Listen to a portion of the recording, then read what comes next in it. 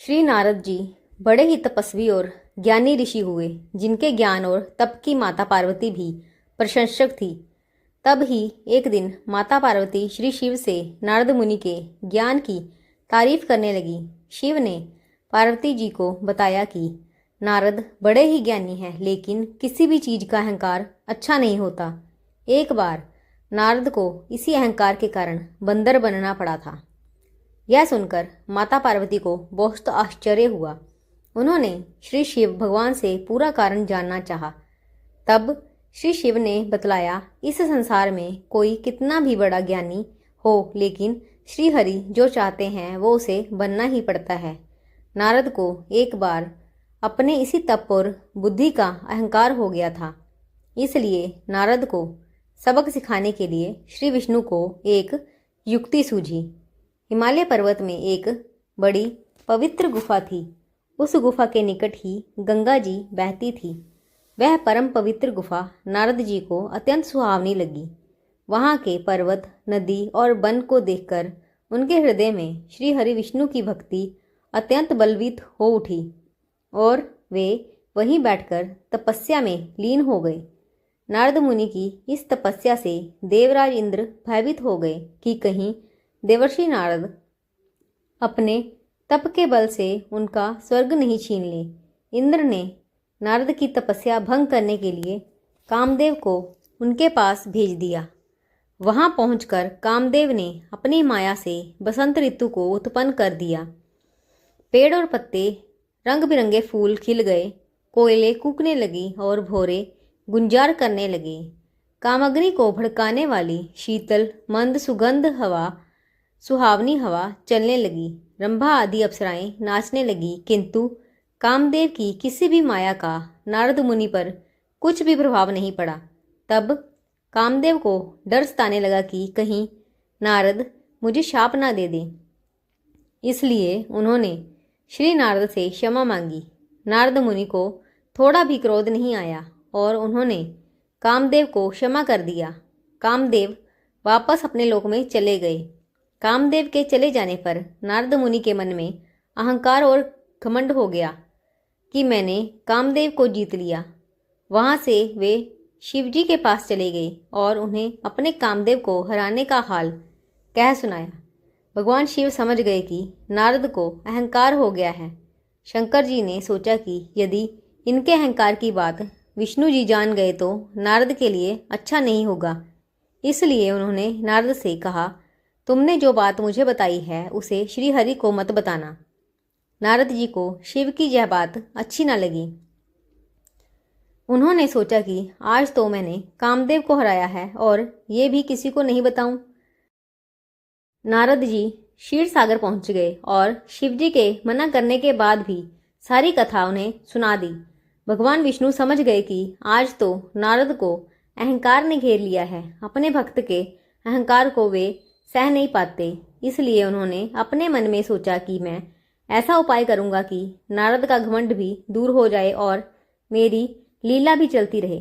नारद जी जब श्री विष्णु से विदा होकर चले तो उनका अभिमान और भी बढ़ गया। इधर श्री हरि ने अपनी माया से नारद जी के रास्ते में एक बड़े ही सुंदर नगर को बना दिया। उस नगर में शीलनिधि नाम का वैभवशाली राजा रहता था। उस राजा की बेटी विश्वमोहिनी नाम की बहुत सुंदर कन्या थी, जिसके रूप को देखकर लक्ष्मी भी मोहित हो जाए। विश्वमोहिनी स्वयंवर करना चाहती थी, इसलिए कई राजा उस नगर में आए हुए थे। नारद जी उस नगर के राजा के पास पहुंचे तो राजा ने उनका पूजन कर उन्हें आसन पर बिठाया। फिर उनसे अपनी कन्या की हस्तरेखा देखकर उनके गुण दोष बताने के लिए कहा। उस कन्या के रूप को देखकर नारद मुनि वैराग्य भूल गए और उसे देखते ही रह गए। उस कन्या की हस्तरेखा बता रही थी कि उसके साथ जो भी विवाह करेगा वह अमर हो जाएगा। उसे संसार में कोई भी जीत नहीं सकेगा और संसार के समस्त जीव उसकी सेवा करेंगे। यह बात नारद मुनि ने राजा को नहीं बताई और राजा को उन्होंने अपनी ओर से बनाकर कुछ और ही अच्छी बातें कह दी।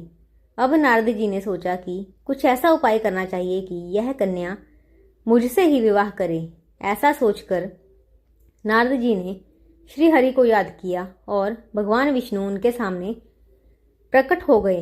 नारद जी ने उन्हें सारी बात बताई और कहने लगे, हे नाथ, आप मुझे अपना सुंदर रूप दे दो ताकि मैं उस कन्या से विवाह कर सकूं। भगवान हरि ने कहा, हे नारद, हम वही करेंगे जिसमें तुम्हारी भलाई हो। यह सारी विष्णु जी की माया ही थी। विष्णु जी ने अपनी माया से नारद जी को बंदर का रूप दे दिया। नारद जी को यह बात समझ में नहीं आई। वो समझे कि मैं बहुत सुंदर लग रहा हूँ। वहाँ पर छिपे हुए शिवजी के 2 गणों ने भी इस घटना को देख लिया। ऋषिराज नारद तत्काल विश्व मोहिनी के स्वयंवर में पहुंच गए और साथ ही शिवजी के वे दोनों गण भी ब्राह्मण के रूप धारण कर वहां पहुंच गए। वे दोनों गण नारद जी को सुनाकर कहने लगे कि भगवान ने उन्हें इतना सुंदर रूप दिया है कि राजकुमारी सिर्फ इन पर ही रिझेगी। उनकी बातों से नारद जी मन ही मन बहुत खुश हुए। स्वयं भगवान विष्णु भी उस स्वयंवर में एक राजा का रूप धारण कर आ गए। विश्व मोहिनी ने क्रूप नारद जी की तरफ देखा भी नहीं और राजा रूपी विष्णु के गले में वरमाला डाल दी। मोह के कारण नारद मुनि की बुद्धि नष्ट हो गई थी। राजकुमारी द्वारा अन्य राजा को वरमाला डालते देख वे परेशान उठे। उसी समय शिव जी के गणों ने ताना कसते हुए नारद जी से कहा, जरा दर्पण में अपना मुंह तो देखिए। मुनि ने जल में झांककर अपना मुंह देखा और अपनी कुरूपता देखकर गुस्सा हो उठे। गुस्से में आकर उन्होंने शिव जी के उन दोनों गणों को राक्षस हो जाने का शाप दे दिया। उन दोनों को शाप देने के बाद जब मुनि ने एक बार फिर से जल में अपना मुंह देखा तो उन्हें अपना असली रूप फिर से मिल चुका था। नारद जी को अपना असली रूप वापस मिल गया था, लेकिन भगवान विष्णु पर उन्हें बहुत गुस्सा आ रहा था, क्योंकि विष्णु के कारण ही उनकी बहुत ही हंसी हुई थी। वे उसी समय विष्णु जी से मिलने के लिए चल पड़े। रास्ते में ही उनकी मुलाकात विष्णु जी, जिनके साथ लक्ष्मी जी और विश्व मोहिनी भी थी, से हो गई।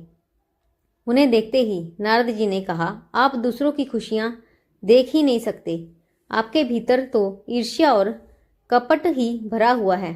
समुद्र मंथन के समय आपने श्री शिव को बावला बनाकर विष और राक्षसों को मदिरा पिला दिया और स्वयं लक्ष्मी जी और कौस्तुभ मणि को ले गए। आप बड़े धोखेबाज और मतलबी हो, हमेशा कपट का व्यवहार करते हो। हमारे साथ जो किया है उसका फल जरूर पाओगे। आपने मनुष्य रूप धारण कर विश्व मोहिनी को प्राप्त किया, इसलिए मैं आपको शाप देता हूँ कि आपको मनुष्य जन्म लेना पड़ेगा। आपने हमें स्त्री से दूर किया है, इसलिए आपको भी स्त्री से दूर का दुख सहना पड़ेगा। और आपने मुझको बंदर का रूप दिया, इसलिए आपको बंदरों से ही मदद लेना पड़े। नारद के शाप को श्री विष्णु ने पूरी तरह स्वीकार कर लिया और उन पर से अपनी माया को हटा लिया। माया के हट जाने से अपने द्वारा दिए शाप को याद कर नारद जी को बहुत दुख हुआ, किंतु दिया गया शाप वापस नहीं हो सकता था। इसलिए श्री विष्णु को श्री राम के रूप में मनुष्य बनकर अवतरित होना पड़ा। शिवजी के उन दोनों गणों ने जब देखा कि नारद अब माया से मुक्त हो चुके हैं, तो उन्होंने नारद जी के पास आकर और उनके चरणों में गिरकर कहा, हे मुनिराज, हम दोनों शिव जी के गण हैं। हमने बहुत बड़ा अपराध किया है, जिसके कारण हमें आपसे शाप मिल चुका है। अब हमें अपने शाप से मुक्त करने की कृपा करें। नारद जी बोले, मेरा शाप झूठा नहीं हो सकता, इसलिए तुम दोनों रावण और कुंभकर्ण के रूप में महान ऐश्वर्यशाली, बलवान तथा तेजवान राक्षस बनोगे और अपनी भुजाओं के बल से पूरे विश्व पर विजय प्राप्त करोगे। उसी समय भगवान विष्णु राम के रूप में मनुष्य शरीर धारण करेंगे।